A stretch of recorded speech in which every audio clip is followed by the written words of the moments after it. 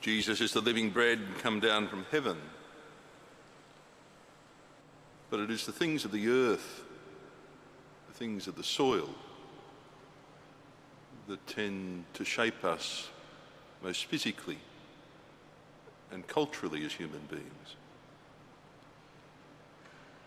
50 years ago tomorrow, on a Saturday afternoon in Melbourne,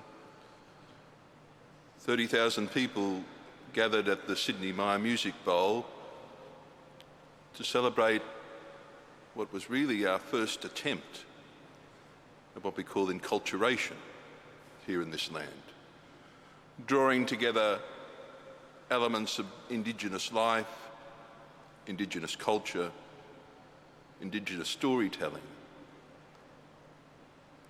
and trying to bring the gospel new life here in this land. In a sense, it should have happened much more often in the last 50 years. We find various ways of incorporating Aboriginal and Torres Strait Islander traditions into our liturgies. But it would be true even beyond the Aboriginal and Torres Strait Islander culture that the gospel is yet to fully find an Australian language.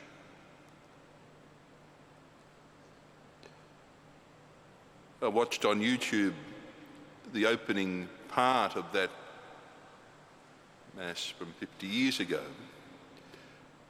The stage in the Sydney Myer Music Bowl was covered by straw matting, all segmented. And the dancers from Wadair and Port Keats came and did two traditional ceremonial dances at the beginning. What I noticed was that the straw matting on the hard surface began to move. It began to ripple. And it made translating the dance difficult, perhaps even dangerous. And the lead dancer came out, and as part of his movement, but with enough sense to flatten out, or attempt to, the straw matting that was bulging and rippling. I thought then, here is an image that's worth pondering. The image of trying and attempting to translate the story of Jesus into a strange land. The hard straw matting is not the same as the firm ground of the earth, the soil, and it slips, and it never quite takes hold. It reminded me of a sentence from Australian novelist Peter Carey, when he was saying this very thing about how difficult the early settlers or colonisers found it to live in a land that had been occupied by others and knew it so well for tens of thousands of years.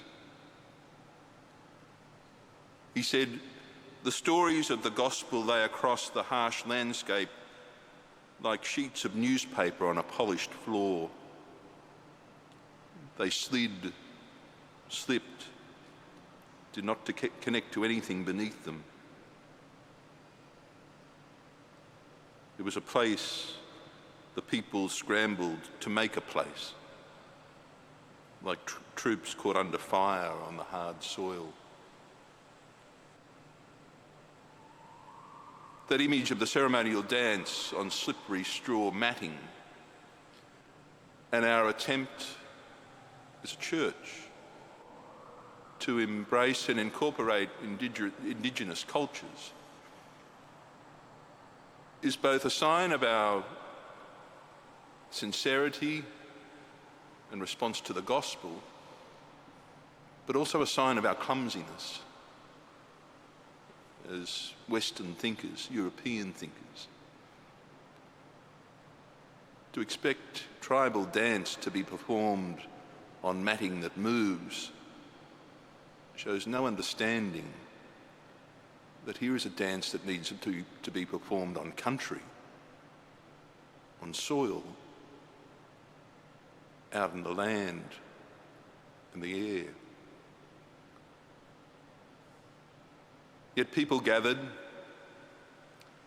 and heard the voice of our Indigenous people. The voice remains 50 years later a key part of our national conversation. Voice, truth-telling, treaty.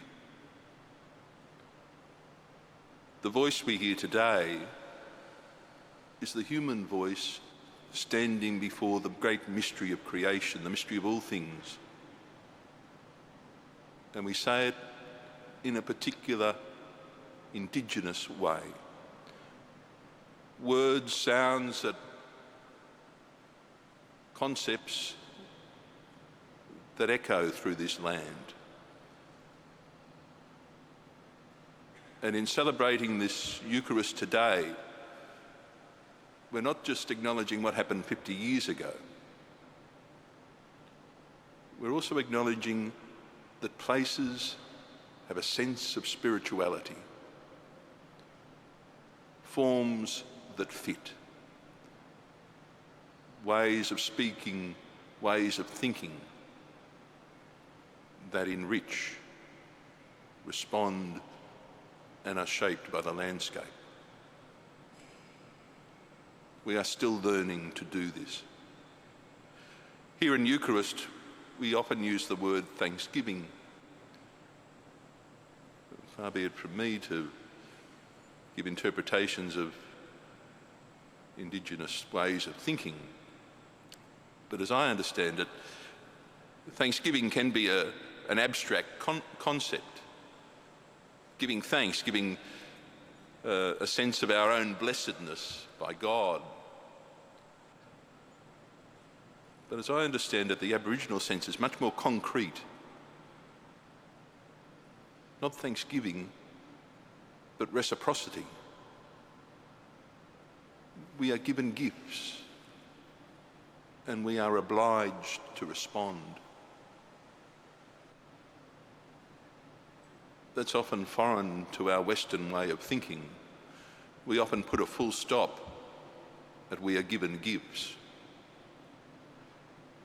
Today, in this liturgy, we share reminders of how we are obliged to respond. Respond to God, to mystery, to land, creation, to cultures, to people, to life, to healing, to relationship. It is that thanksgiving, that sense of reciprocity that is drawn out in the language and wording of today.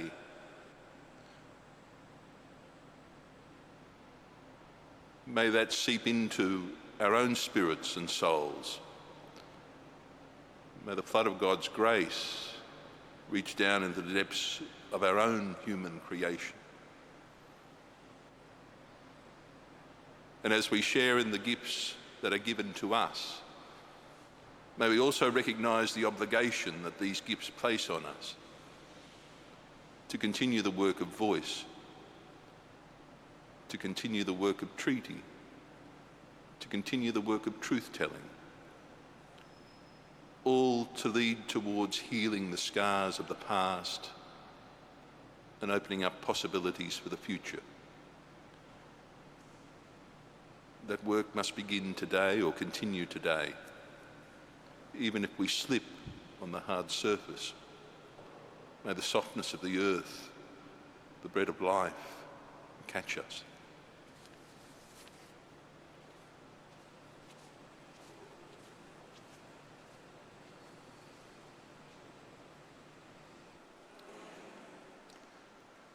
Rosemary Bell is going to come forward to lead us in the prayer for Aboriginal and Torres Strait Islander people.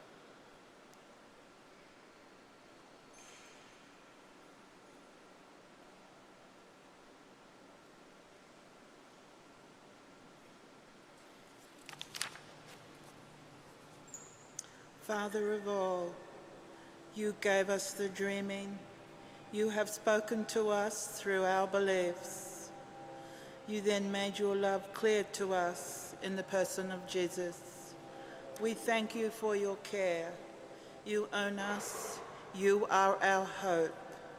Make us strong as we face the problems of change. We ask you to help the people of Australia to listen to us and respect our culture. Make the knowledge of you grow strong in all people, so that you can be at home in us and we could make a home for everyone in our land. Amen.